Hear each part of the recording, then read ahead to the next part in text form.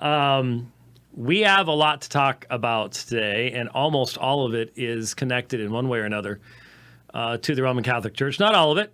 John Piper's article is not connected in that particular fashion, but they are all interestingly relevant.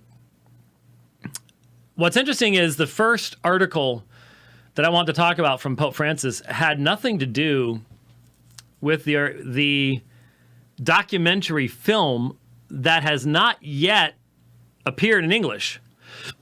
Everything that blew up yesterday, my feed exploded. Facebook, Twitter, simply exploded with people reposting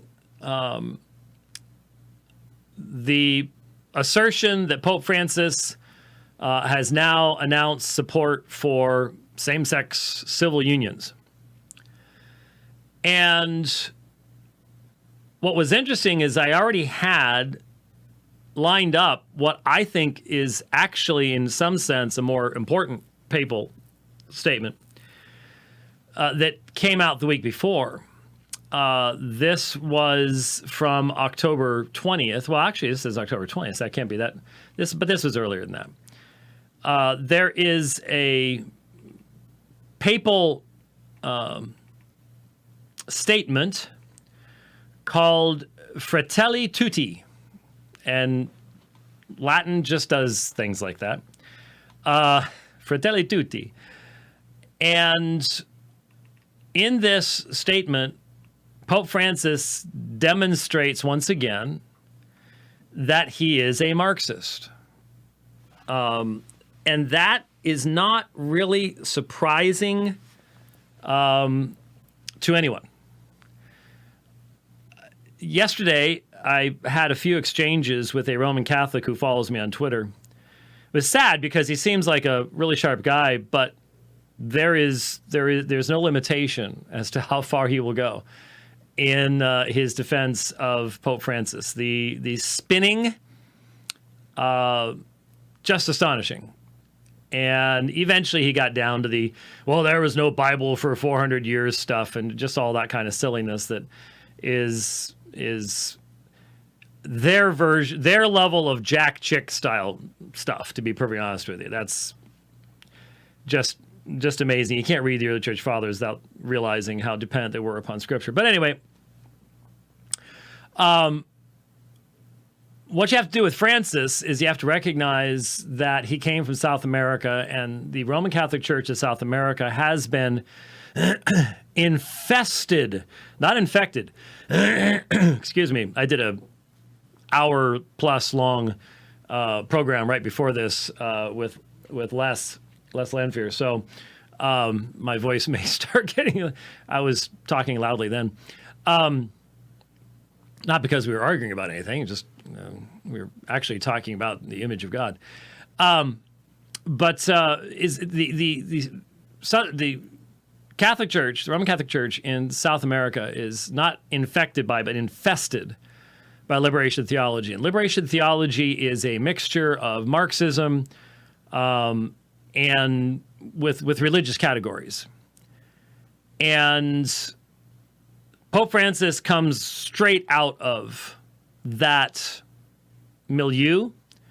Everybody knew that's where he was. This isn't like, oh, we had no idea. No, that when he was chosen, it was known that this was where he's coming from.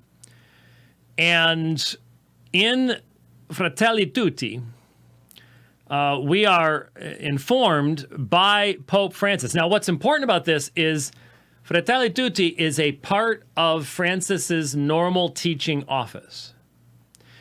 A documentary is not. And so one of the excuses, one of the things that is being put out right now is, look, this is probably in translation.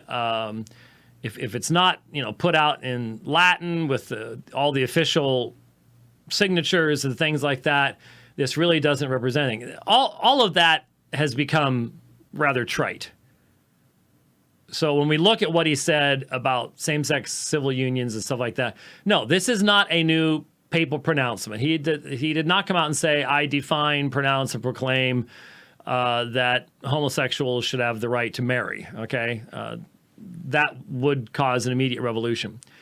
There isn't any question about what his views are, despite that.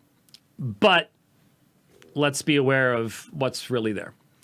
Anyway, this is a part of his normal teaching office as the Bishop of Rome. And as the Bishop of Rome, he is promoting the idea that personal property is a secondary right. It's not a primary right. And he is functioning upon a extremely fallacious understanding. Let me just... in Fratelli Tutti, Francis first claims that Christian thinkers understood that, quote, if one person lacks what is necessary to live with dignity, it is because another person is detaining it, end quote. So, in other words, he's functioning on what's called the zero-sum game. There's only so much stuff, and if someone doesn't have enough stuff, it's because somebody else has too much stuff. He has criticized top-down economic, trickle-down economics.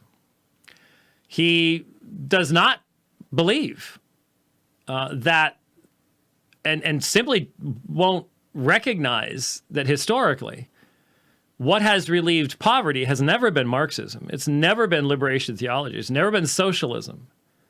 Socialism just makes everyone equally poor. What has relieved so much of the world's poverty has been the expansion of the economy through capitalism. Expansion. So if there's not enough of the pie, you bake a bigger pie. He is functioning on the idea there's only one pie and it's only so big, and so you need to get a smaller piece of the pie so somebody else can have a bigger piece of the pie. Now, that obviously is working in most of our universities now too. But it's been proven to be untrue around the world. That's what the last century showed us. But this is what Francis is promoting now as the Bishop of Rome. Now, my Roman Catholic friends, look, I understand why you do not want to hear from me that the Bishop of Rome is wildly out of step with his predecessors, with the history of the Roman Catholic Church, and that he is deeply influenced by fundamentally anti-Christian worldviews. You don't want to hear that from me. I've been debating you folks for decades, and so that make it hard for you to accept the reality from me. But it was a couple years ago that I listened to this lengthy YouTube video from at least one guy who used to be associated with Catholic Answers, isn't any longer.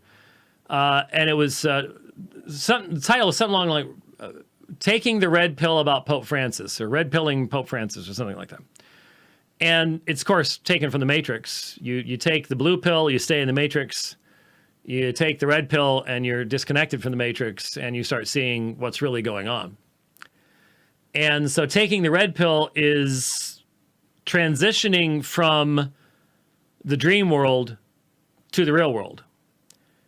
And y'all need to take the red pill, okay? More and more y'all are doing it. You're just being forced to do it, to realize, okay, yeah, you know what? It's really obvious. John Paul II would not write Fratelli Tutti. And he fought against communism. And I can just say these are all personal views of a pope until the cows come home. But the reality is he is assigning people to the Papal Biblical Commission and all the other papal commissions that write all of the documents and decide who's teaching where and who's going to be in what office, all across the world. based upon his personal beliefs, which would have gotten him burned at the stake under his predecessors. Not under Ratzinger or something like that, not under Benedict. But I mean, when you could still burn people at the stake, go back as far as you want to go to the last execution by burning at the stake that Rome was responsible for, whenever that is. It's not that long ago. Francis would have been burned at the stake.